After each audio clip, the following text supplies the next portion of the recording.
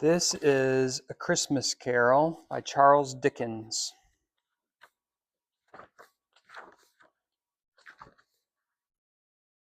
Chapter 2,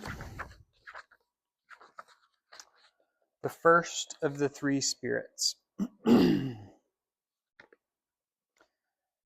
When Scrooge awoke, it was so dark that, looking out of bed, he could scarcely distinguish the transparent window from the opaque walls of his chamber. He was endeavoring to pierce the darkness with his ferret eyes when the chimes of a neighboring church struck the 4 quarters. So he listened for the hour. To his great astonishment, the heavy bell went on from 6 to 7 and from 7 to 8, and regularly up to 12, then stopped. 12! It was past 2 when he went to bed. The clock was wrong. An icicle must have gotten into the works. 12! He touched the spring of his repeater to correct this most preposterous clock. Its rapid little pulse beat 12 and stopped. "Why, it isn't possible," said Scrooge, "that I can have slept through a whole day and far into another night. It isn't possible that anything has happened to the sun, and this is 12 at noon." The idea being an alarming one, he scrambled out of bed and groped his way to the window. He was obliged to rub the frost off with the sleeve of his dressing gown before he could see anything, and could see very little then.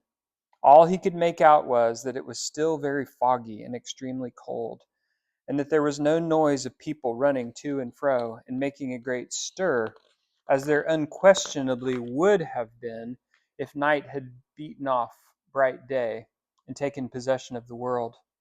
This was a great relief, because 3 days after sight of this first of exchange pay to Mr. Ebenezer Scrooge, or his order, and so forth, would have become a mere United States security if there were no days to count by. Scrooge went to bed again and thought and thought and thought it over and over and over, and could make nothing of it. The more he thought, the more perplexed he was, and the more he endeavored not to think, the more he thought. Marley's ghost bothered him exceedingly. Every time he resolved within himself, after mature inquiry, that it was all a dream, his mind flew back again like a strong spring released to its first position, and presented the same problem to be worked all through. Was it a dream or not? Scrooge lay in this state until the chime had gone 3 quarters more, when he remembered on a sudden that the ghost had warned him of a visitation when the bell tolled 1. He resolved to lie awake until the hour was past, and considering that he could no more go to sleep than go to heaven, this was perhaps the wisest resolution in his power.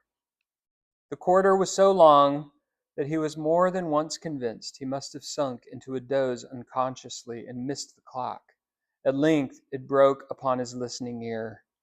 "Ding dong!" "A quarter past," said Scrooge, counting. "Ding dong! Half past," said Scrooge. "Ding dong! A quarter to it," said Scrooge. "Ding dong! The hour itself," said Scrooge, triumphantly, "and nothing else."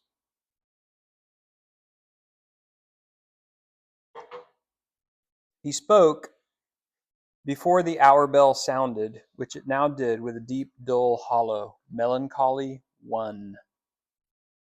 Light flashed up in the room upon the instant, and the curtains of his bed were drawn. The curtains of his bed were drawn aside, I tell you, by a hand. Not the curtains at his feet, not the curtains at his back, but those to which his face was addressed.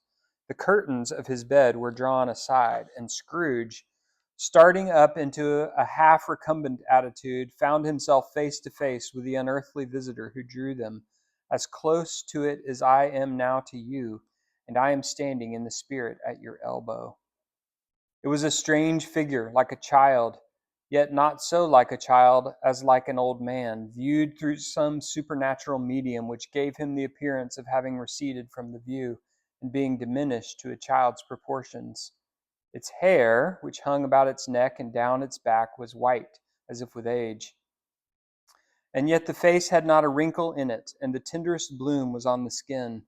The arms were very long and muscular, the hands the same, as if its hold were of uncommon strength. Its legs and feet, most delicately formed, were, like those upper members, bare. It wore a tunic of the purest white, and round its waist was bound a lustrous belt, the sheen of which was beautiful. It held a branch of fresh green holly in its hand, and, in singular contradiction of that wintry emblem, had its dress trimmed with the summer flowers.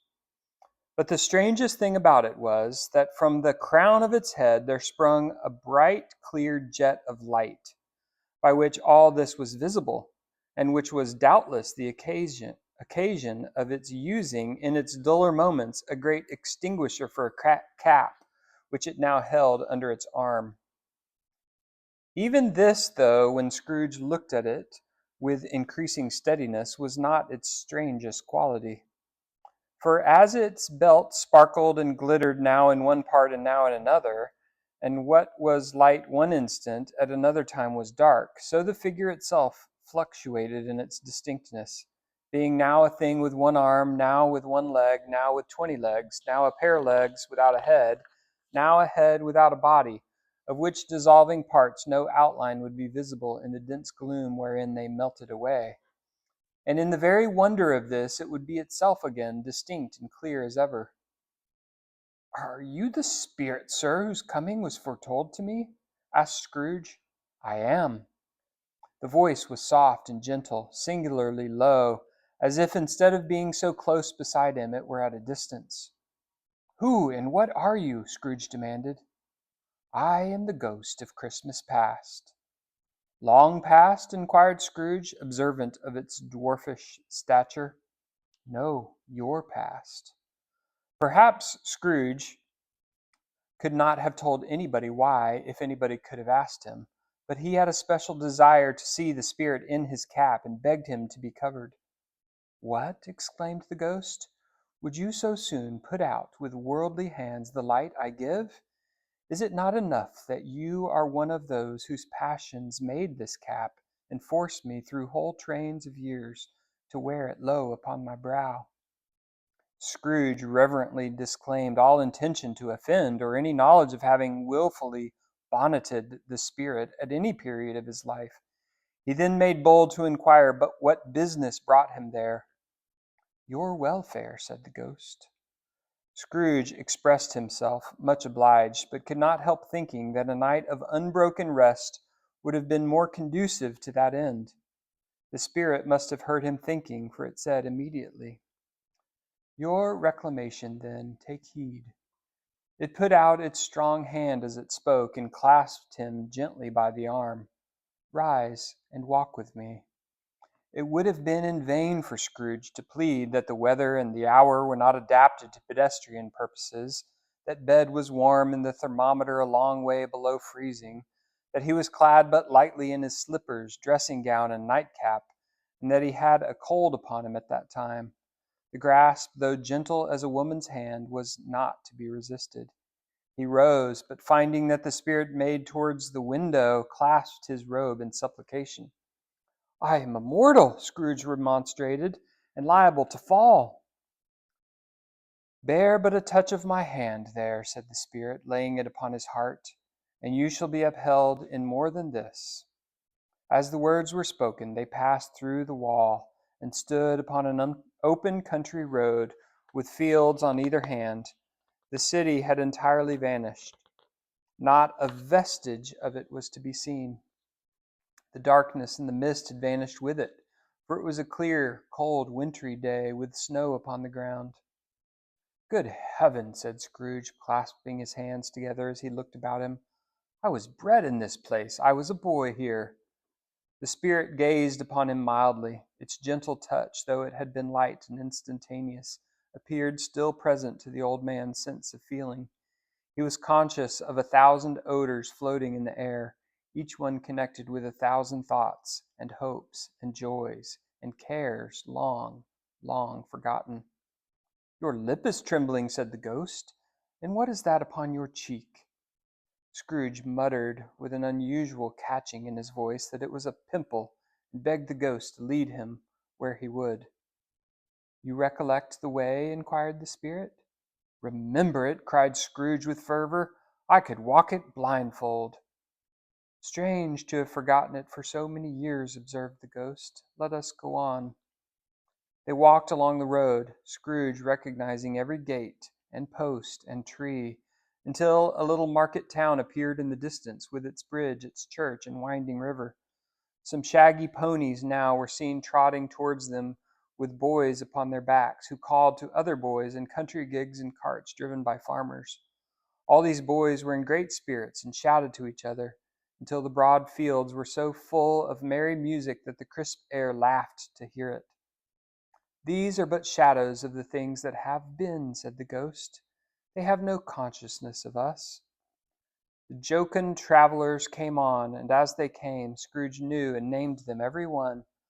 Why was he rejoiced beyond all bounds to see them? Why did his cold eye glisten and his heart leap up as they went past? Why was he filled with gladness when he heard them give each other Merry Christmas as they parted at crossroads and byways for their several homes? What was Merry Christmas to Scrooge?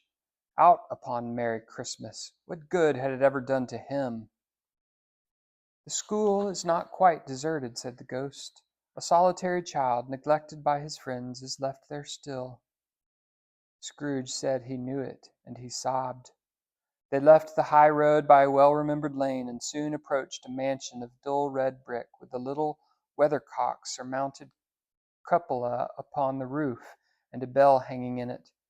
It was a large house, but one of broken fortunes, for the spacious offices were little used, their walls were damp and mossy, their windows broken, and their gates decayed. Fowls clucked and strutted in the stables, and the coach houses and sheds were overrun with grass. Nor was it more retentive of its ancient state within, for entering the dreary hall and glancing through the open doors of many rooms, they found them poorly furnished, cold, and vast. There was an earthy savor in the air, a chilly bareness in the place, which associated itself somehow with too much getting up by candlelight and not too much to eat. They went, the ghost and Scrooge, across the hall to a door at the back of the house. It opened before them and disclosed a long, bare, melancholy room, made barer still by lines of plain deal forms and desks. At one of these a lonely boy was reading near a feeble fire, and Scrooge sat down upon a form and wept to see his poor forgotten self as he used to be. Not a latent echo in the house, not a squeak and scuffle from the mice behind the paneling, not a drip from the half-thawed waterspout in the dull yard behind, not a sigh, not a sigh among the leafless boughs of one despondent poplar, not the idle swinging of an empty storehouse door, no, not a clicking in the fire, but fell upon the heart of Scrooge with a softening influence, and gave a freer passage to his tears. The spirit touched him on the arm and pointed to his younger self, intent upon his reading. Suddenly, a man in foreign garments, wonderfully real and distinct to look at, stood outside the window with an axe stuck in his belt, and leading by the bridle an ass laden with wood. "Why, it's Ali Baba!" Scrooge exclaimed in ecstasy. "It's dear old honest Ali Baba! Yes, yes, I know! One Christmas time, when yonder solitary child was left here all alone, he did come, for the first time, just like that. Poor boy!" "And Valentine," said Scrooge, "and his wild brother, Orson. There they go. And what's his name, who was put down in his drawers asleep at the gate of Damascus? Don't you see him? And the Sultan's groom turned upside down by the genie? There he is upon his head. Serve him right. I'm glad of it. What business had he to be married to the princess?" To hear Scrooge expending all the earnestness of his nature on such subjects, in a most extraordinary voice, between laughing and crying, and to see his heightened and excited face, would have been a surprise to his business friends in the city indeed. "There's the parrot!" cried Scrooge. "Green body and yellow tail, with a thing like a lettuce growing out of the top of his head. There he is. Poor Robin Crusoe, he called him, when he came home again after sailing round the island. Poor Robin Crusoe! Where have you been, Robin Crusoe?" The man thought he was dreaming, but he wasn't. It was the parrot, you know. There goes Friday, running for his life to the little creek. Hallo, hallo, whoop, halloo. Then, with a rapidity of transition very foreign to his usual character, he said in pity for his former self, "Poor boy," and cried again. "I wish," Scrooge muttered, putting his hand in his pocket and looking about him, after drying his eyes with his cuff. "But it's too late now." "What is the matter?" asked the spirit. "Nothing," said Scrooge, "nothing. There was a boy singing a Christmas carol at my door last night. I should like to have given him something, that's all." The ghost smiled thoughtfully and waved its hand, saying as it did so, "Let us see another Christmas." Scrooge's former self grew larger at the words, and the room became a little darker and more dirty. The panels shrunk, the windows cracked, fragments of plaster fell out of the ceiling, and the naked laths were shown instead. But how all this was brought about, Scrooge knew no more than you do. He only knew that it was quite correct, that everything had happened so, that there he was, alone again, when all the other boys had gone home for the jolly holidays. He was not reading now, but walking up and down despairingly. Scrooge looked at the ghost with a mournful shaking of his head, glanced anxiously towards the door. It opened, and a little girl much younger than the boy came darting in, and putting her arms about his neck and often kissing him, addressed him as her "dear, dear brother." "I have come to bring you home, dear brother," said the child, clapping her tiny hands and bending down to laugh. "To bring you home, home, home." "Home, little Fan?" returned the boy. "Yes," said the child, brimful of glee. "Home for good and all. Home for ever and ever. Father is so much kinder than he used to be. That home's like heaven. He spoke so gently to me one dear night when I was going to bed that I was not afraid to ask him once more if you might come home, and he said yes, you should, and sent me in a coach to bring you. And you're to be a man," said the child, opening her eyes, "and are never to come back here. But first we're to be together all the Christmas long, and have the merriest time in all the world." "You are quite a woman, little Fan," exclaimed the boy.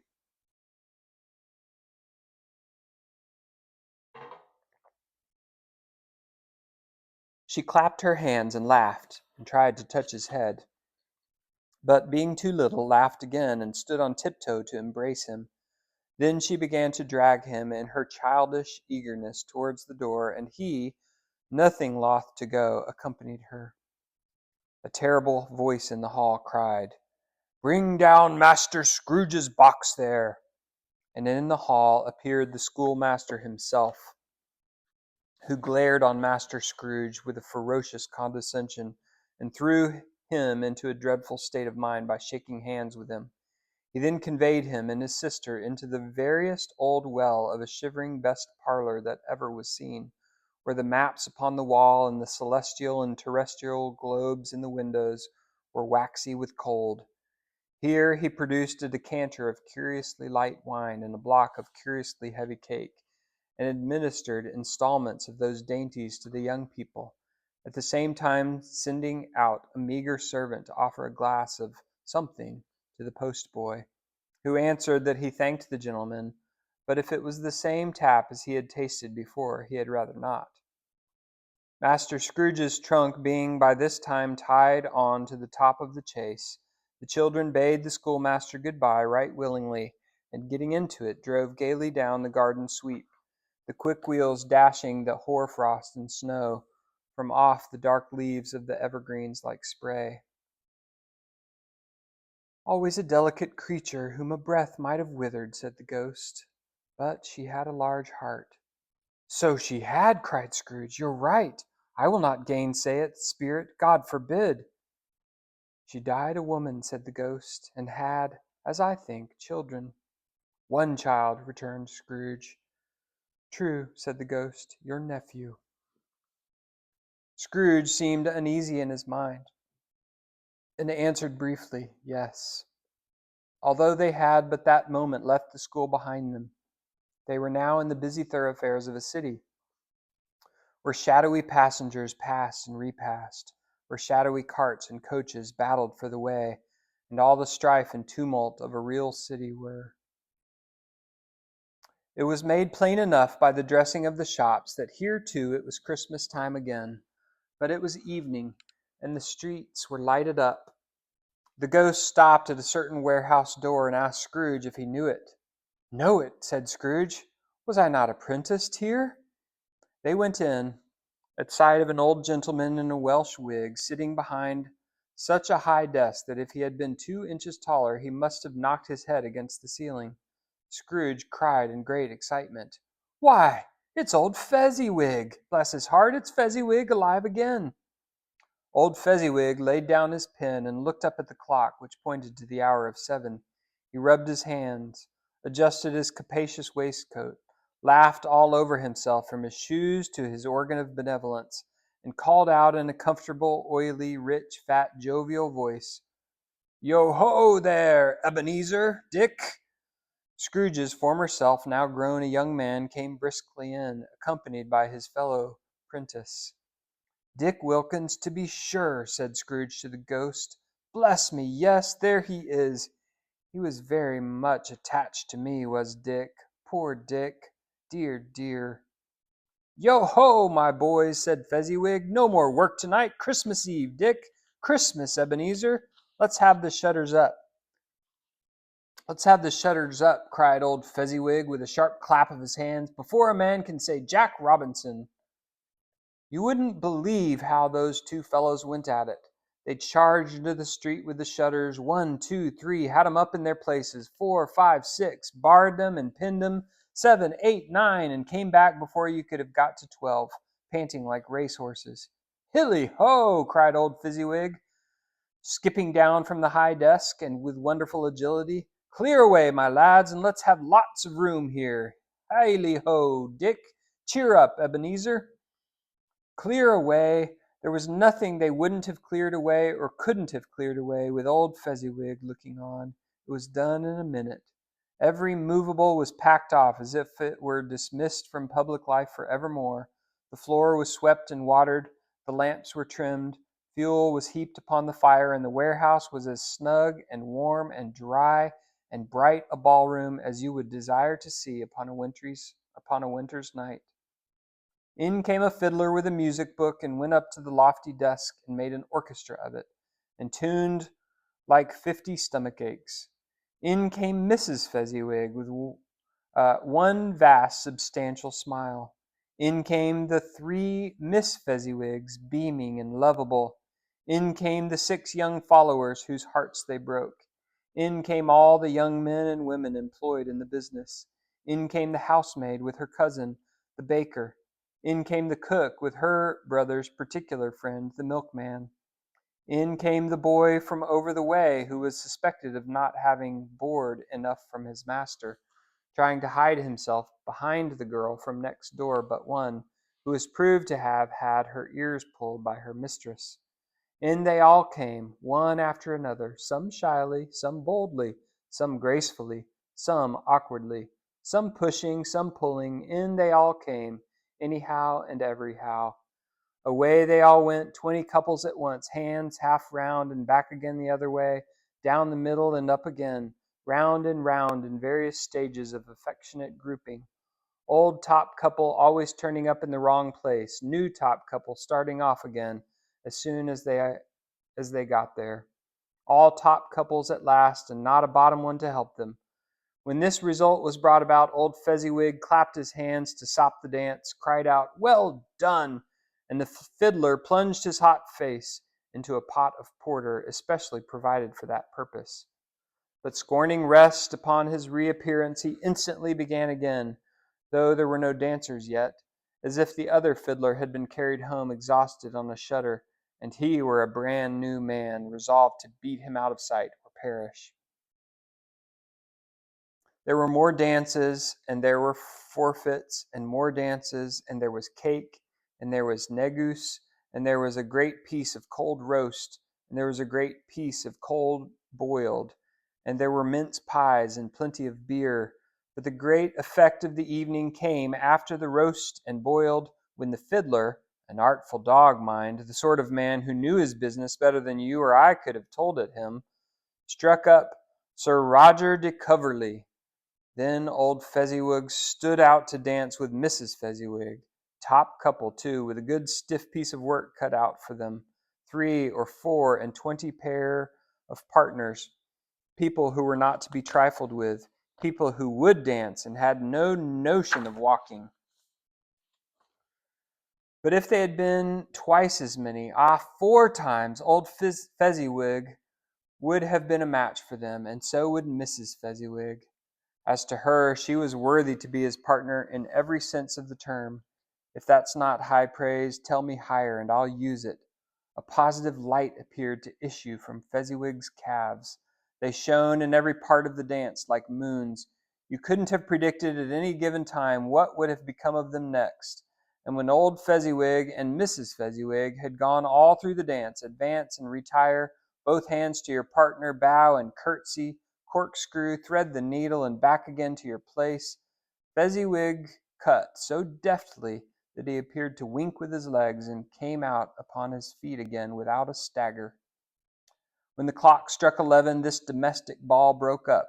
Mr. and Mrs. Fezziwig took their stations, one on either side of the door, and shaking hands with every person individually as he or she went out, wished him or her a Merry Christmas.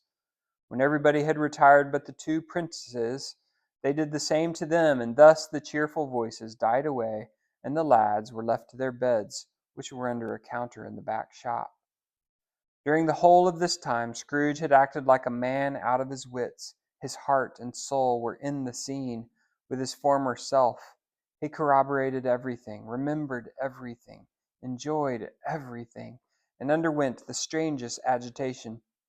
It was not until now, when the bright faces of his former self and Dick were turned from them, that he remembered the ghost and became conscious that it was looking full upon him, while the light upon its head burnt very clear. "A small matter," said the ghost, "to make these silly folk so full of gratitude." "Small," echoed Scrooge. The spirit signed to him to listen to the 2 apprentices who were pouring out their hearts in praise of Fezziwig, and when he had done so, said, "Why, is it not? He has spent but a few pounds of your mortal money, 3 or 4 perhaps. Is that so much that he deserves this praise?" "It isn't that," said Scrooge, heated by the remark, and speaking unconsciously like his former, not his latter self. "It isn't that, spirit.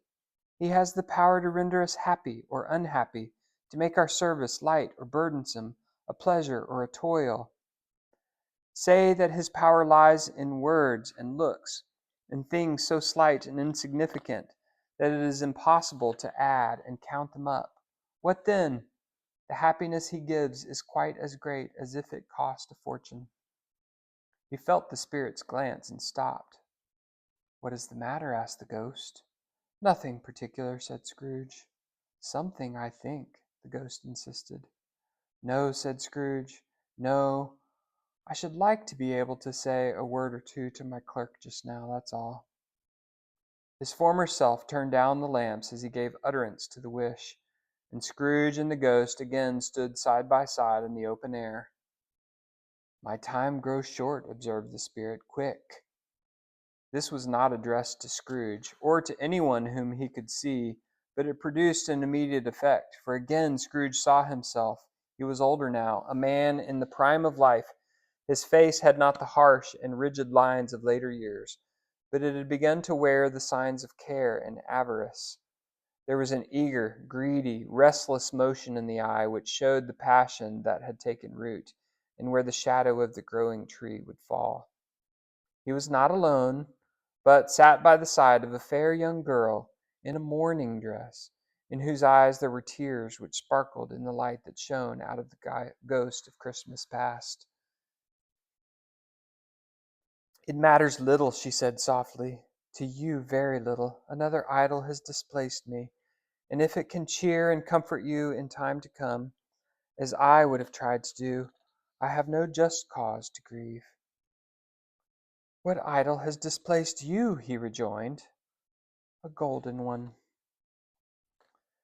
This is the even-handed dealing of the world, he said. There is nothing on which it is so hard as poverty, and there is nothing it professes to condemn with such severity as the pursuit of wealth.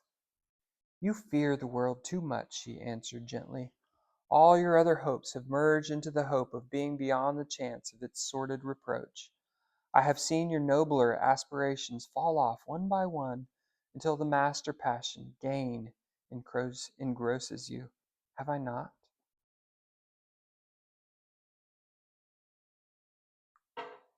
What then? He retorted. Even if I have grown so much wiser, what then? I am not changed towards you. She shook her head. Am I? Our our contract is an old one. It was made when we were both poor and content to be so, until in good season we could improve our worldly fortune by our patient industry. You are changed. When it was made, you were another man. I was a boy, he said impatiently. Your own feelings tell you that you were not what you are, she returned. I am. That which promised happiness when we were one in heart is fraught with misery now that we are two. How often and how keenly I have thought of this, I will not say. It is enough that I have thought of it and can release you. Have I ever sought release?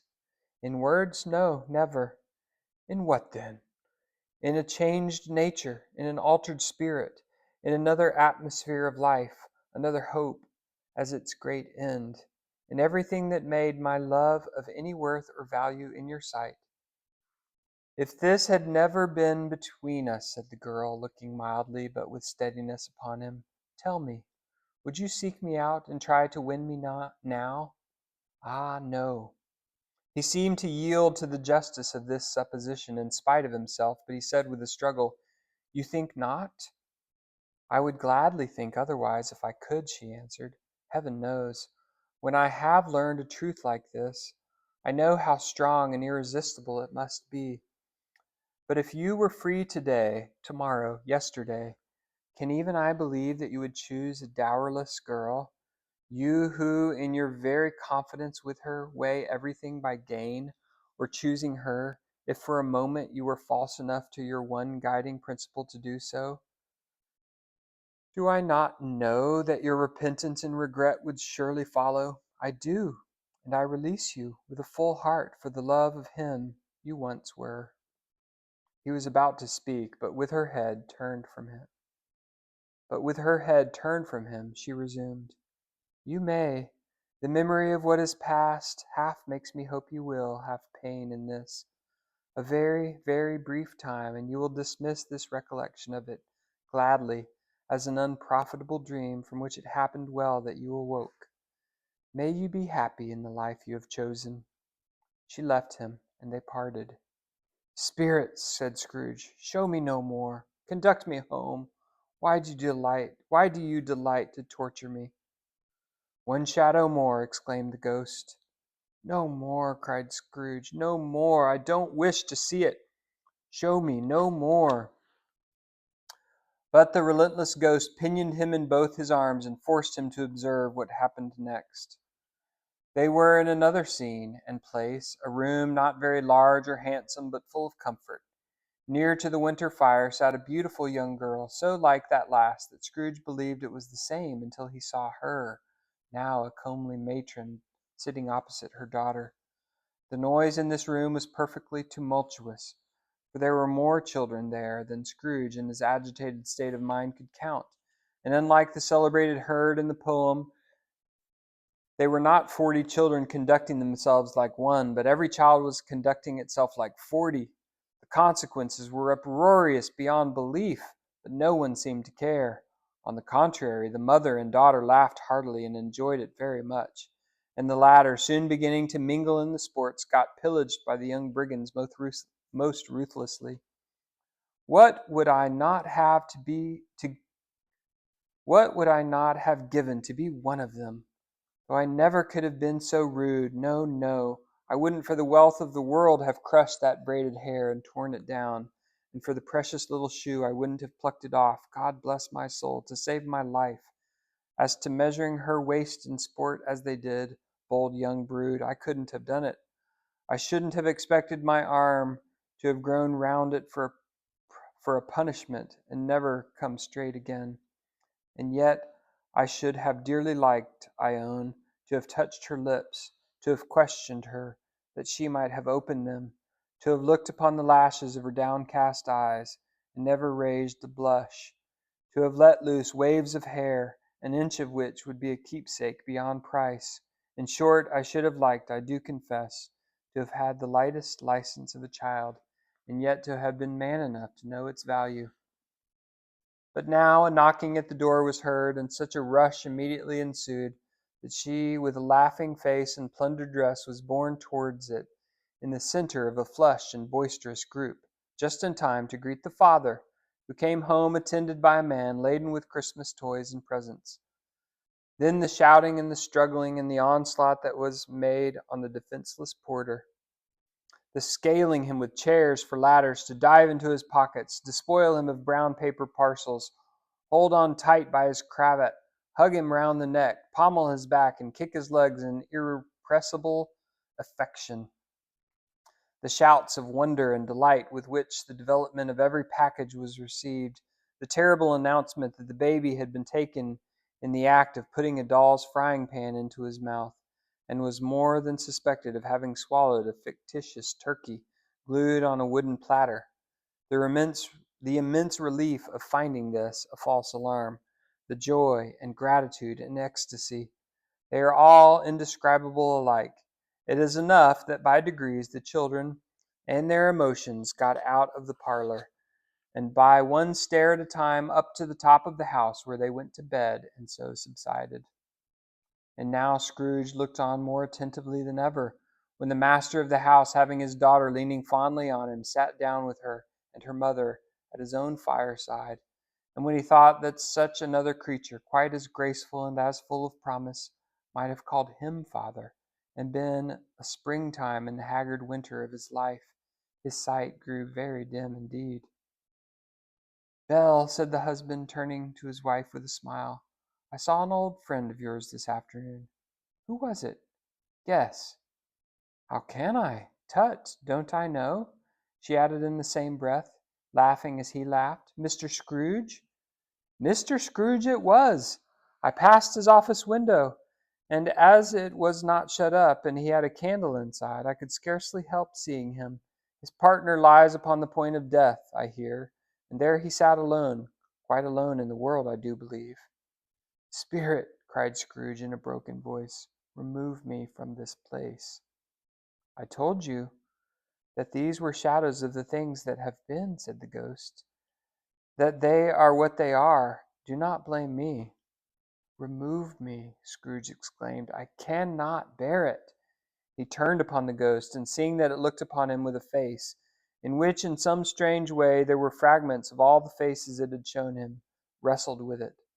"Leave me, take me back, haunt me no longer." In the struggle, if that can be called a struggle, in which the ghost, with no visible resistance on its own part, was undisturbed by any effort of its adversary, Scrooge observed that its light was burning high and bright, and dimly connecting that with its influence over him. He seized the extinguisher cap, and by a sudden action pressed it down upon its head. The spirit dropped beneath it, so that the extinguisher covered its whole form. But though Scrooge pressed it down with all his force, he could not hide the light which streamed from under it in an unbroken flood upon the ground.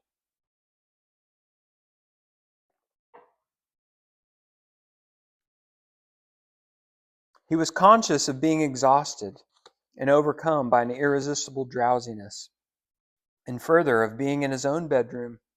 He gave the cap a parting squeeze, in which his hand relaxed, and had barely time to reel to bed before he sank into a heavy sleep. The end.